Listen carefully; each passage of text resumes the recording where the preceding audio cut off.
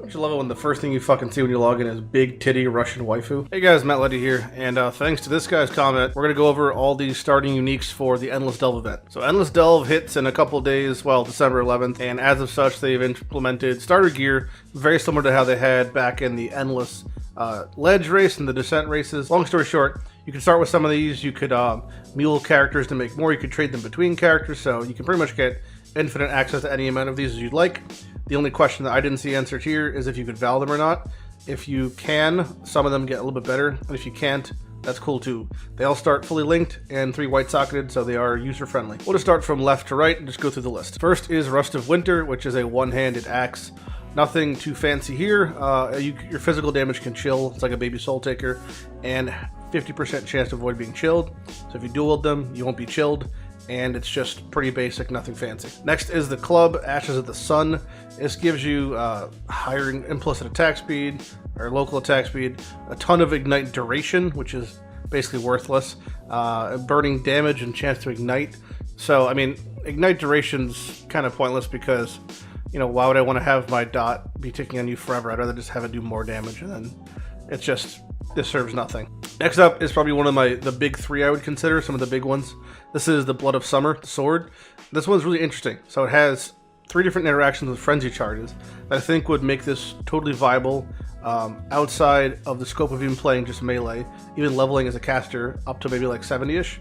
So it has small local fizz, 2% move speed per frenzy charge, +1 max frenzy charge, 20% AoE, and 33% chance you can frenzy and kill. And again, when dual wielding, this thing essentially gives you 20% move speed, 40% AoE, 5 frenzy charges in total, and 66% of frenzy and kill. That's actually quite massive for a lot of builds. It's probably gonna be better than a lot of weapons starting off. So honestly, even if you're playing a caster, playing most builds, this is the one that I think will be best just to get to like 70, 80, just dual wielding these fucking things. That's a lot of move speed, that's a lot of clear speed, that's progressing from node to node quite quickly, nice AoE, and it's consistent with the on-kill effect. It's pretty high value, so definitely, I think, probably one of my front runners, if not my front runner. Next is the Glass Shank Fragment of Eternity. This one's also quite good, but for weird reasons. I mean, it has some local fizz, high local crit, attack speed, so you'd think maybe COC, but realistically, anyone who's played COC in the end game, which is, I mean, as everyone knows, I played Last League and Harvest, pretty much a dice tier COC character to 97. I had all, like, you know, 661 rares, and if you don't have the rare gear, COC feels real shit past like 85, 90. So, you know, granted, some people get baited by using 2 of these to play cast on crit, and then that might be fine for a little bit, but it's not viable for endgame whatsoever. The interesting thing is it does have 45 multi per. That's 90 crit multi. That's a lot of multi for a crit build. So kind of interesting there. The power charge and kill is lower, 15 versus the 33 for the sword. So significantly lower. It's actually dual wielding them is less than just one of the swords, but power charges are somehow rated higher than frenzy charges, although frenzy charges I think overall have much higher value considering the situation. But yeah, also pretty strong. This one's interesting. So Scar of Fate, the Nailed Fist, is the claw. Socketed gems have reduced mana cost. It has flat fizz and then some life fund spells. That's kind of whatever. But it grants level 20 hatred. Anytime you basically have at a low level, can use a very high level aura, you can essentially get carried by the flat and the scaling that the aura offers.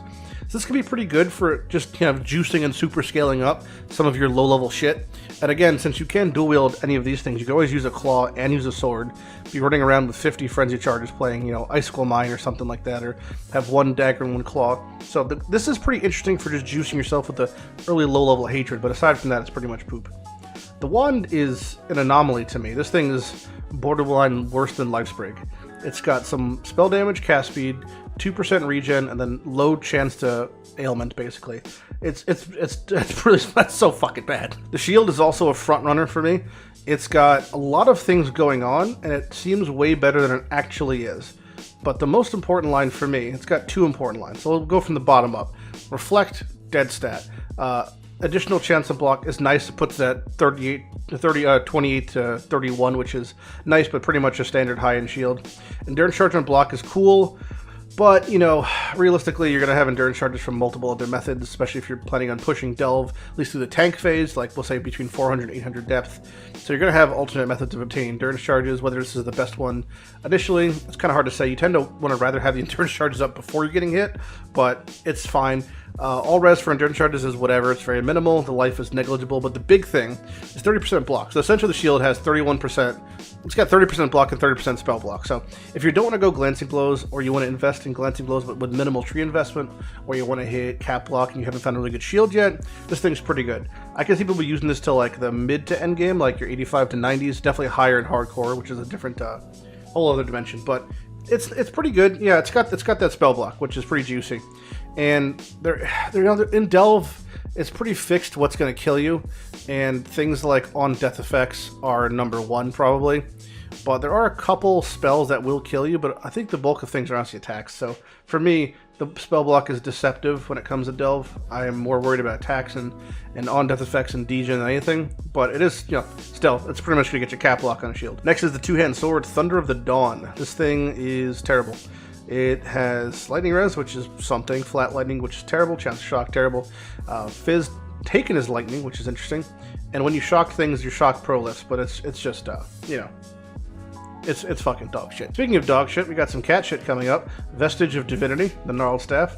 As if Fizz staffs couldn't get any worse, somehow we have gotten arguably worse. It has a double block, so block implicit, block on staff, so it's, you know, in total it's got some nice block, I guess. AoE, Reflect Fizz, and increased range. Just terrible. Now the Crude Bow, Relic of the Cycle, is just the, you know, 50th attempt at GGG trying to shove projectile return down our throat. For some reason, they think that maybe, you know, something will beat Pierce, Chain, Fork. You know, throughout history, Pierce has been great. Chain has been almost always the best. Fork has been great situationally, especially outside. Chain has probably just been the god tier, and Chain and Pierce have been like the best two. Return has really never even been in the fucking conversation, and I don't think it's going to be. So they can keep trying, but it's not going to happen. This is a hard pass, which is sad because the Quiver, Slivers of Providence, is actually pretty good. Not to mention if you suffer from trypophobia, this thing is kind of creepy for you with the holes in it, but it's actually got some solid stuff. It's got all res, duration of ailments, 10% ailments. Like, this Quiver has more ailment effect than you dual wielding this shitty wand. And it also has gain 25% of weapon physical damage as extra damage. So not total physical damage, weapon physical. So it's not global. So you can't do some Blade Vortex shenanigans with it, which is such a shame. Because if it honestly just said gain 25% of physical damage as extra of a random element, like a Doomfletch element conversion, that'd be so good for like people playing Blade Vortex, going bow Blade Vortex. But it does say weapon physical damage. So, you know, not as great. Either way, these are your 11 Endless Delve starter uniques. Of the ones, I still think my top picks are going to be the sword, I think, is my number 1 slot. Number 2 probably being the shield. 3, I would say, tied between the Glass Shank just for the multi, and then the Scar Fate for the early hatred. Everything else is kind of meh, and the Quiver is somewhere in there. But yeah, these are the big ones I would think about. And again, if you can Val things, you could basically, what you do, if Valing is possible, you could buy multiple shields, multiple swords, multiple daggers, Val them for things like Unholy Might on kill, or, you know, plus gem levels for block, or plus auras for on shield. There's a lot of cool things you could get for implicits if you can just start valuing them, making mule characters, valuing them, destroying them, that whole process. So if that's possible, that's cool. They might be Val prevented, which is also possible. But yeah, that about wraps it up for Endless Delve. If any other updates, maybe we'll make a video. If you have any comments that are video worthy, feel free to leave them below. I'll do more things like these. I'll see you guys next time. Good luck in Endless Delve.